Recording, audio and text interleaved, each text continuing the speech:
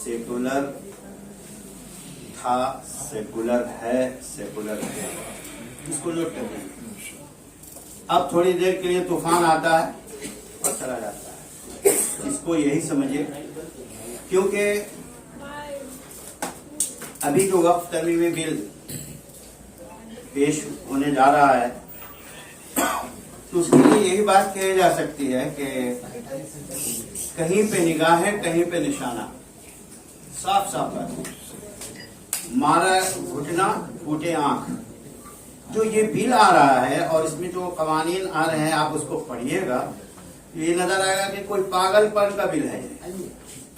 कोई समझदार आदमी या समझदार जो बिल पेश करते हैं उनका नहीं है, एकदम पागलपन है। बहरहाल हिंदुस्तान के अवाम इसको रिजेक्ट कर देगी। अवाम कह रहा हूं मैं, मुसलमान नहीं कह रहा।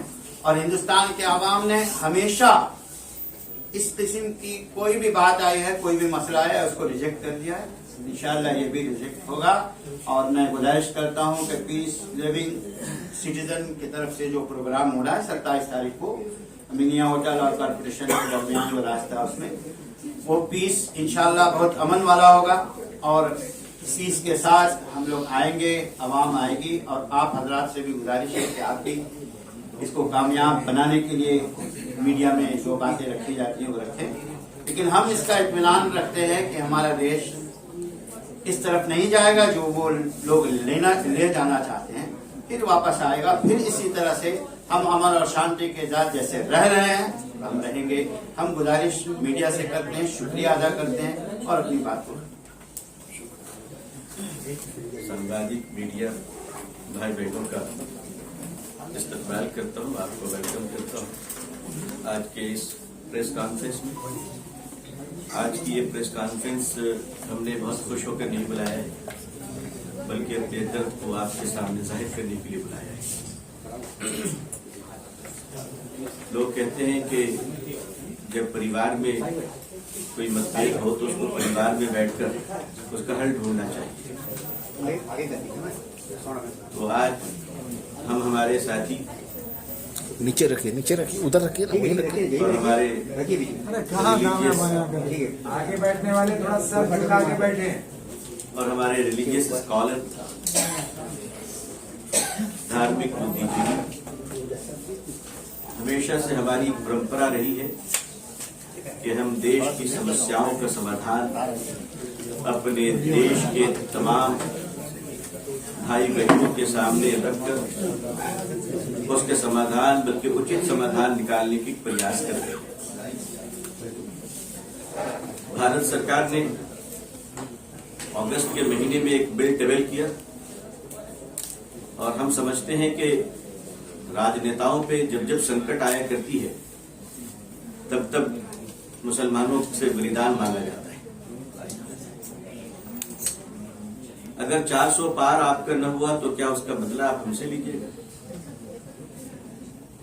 हमें तो ऐसा लगता है कि 400 पार न होने का जो गुस्सा है वो गुस्सा मस्जिदों से निकाला जाता है।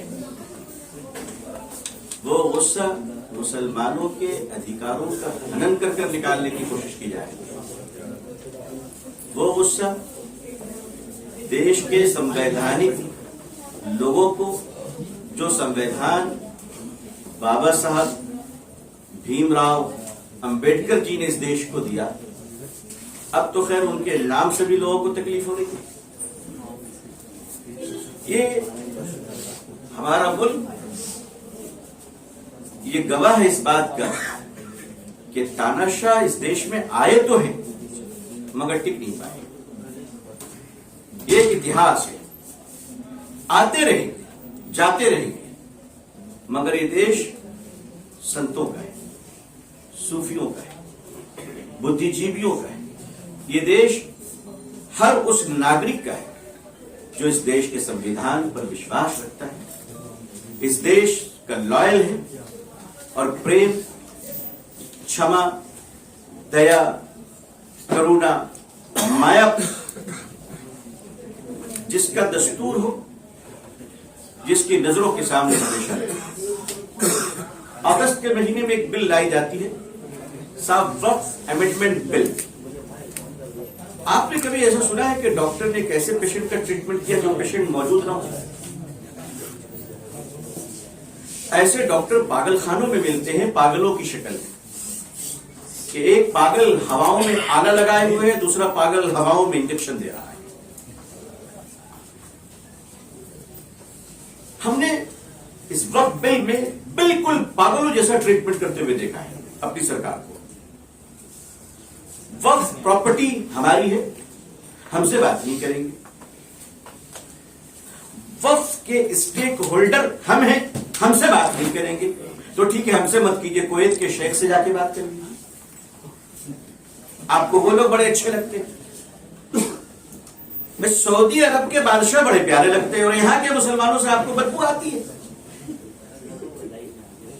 आपको खराब लगता है। यहां के मुसलमान क्या आपको चूटी काटने जाते हैं? कुवैत में आप कल बैठे हुए हैं, आपके सर के ऊपर कुरान की आयत आयतुल कुर्सी लिखी हुई है। अल्लाह करे कि उसकी बरकत हमारे महान सरकार के सर पर भी पड़े।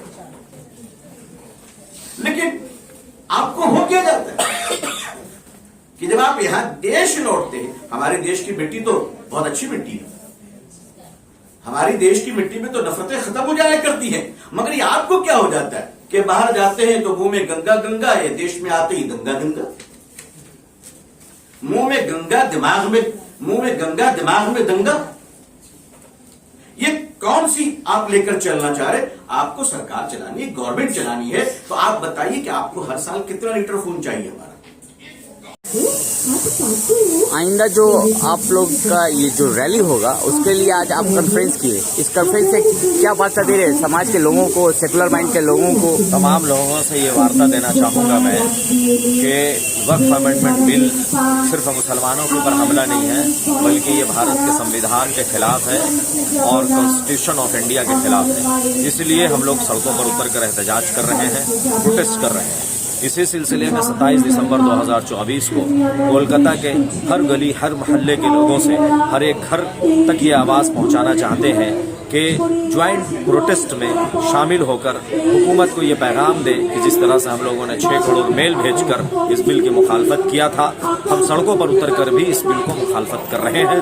इसलिए 27 दिसंबर 2024 बरोज़ जुमा को, जुमा के बाद से मुख्तलिफ इलाकों से, डिफरेंट इलाकों से रैली निकलकर रामलीला मैदान में जमा होगा और वहां से न्यू मार्केट तक आएंगे। इस रैली में और इस सभा में खिताब करने के लिए अजमेर शरीफ दरगाह के गद्दी-नशीं जनाब सरवर चिश्ती साहब भी तशरीफ ला रहे हैं और all India Muslim law board के एग्जीक्यूटिव मेंबर हजरत मौलाना अबू तालिब रहमानी साहब की क़यादत में और तमाम मकतबा फ़िक्र के उलमाए कराम, अहले हदीस, अहले सुन्नत वल जमात, शिया, आलम दीन, जमात इस्लामी हिंद, जमीयत उलमा, इनके नुमाइंदे, तमाम की नुमाइंदगी और इंशाअल्लाह रहमान हर लोग इस रैली में शरीक होंगे और तमाम की नुमाइंदगी इस रैली में और इस सभा में रहेगी। Thank you.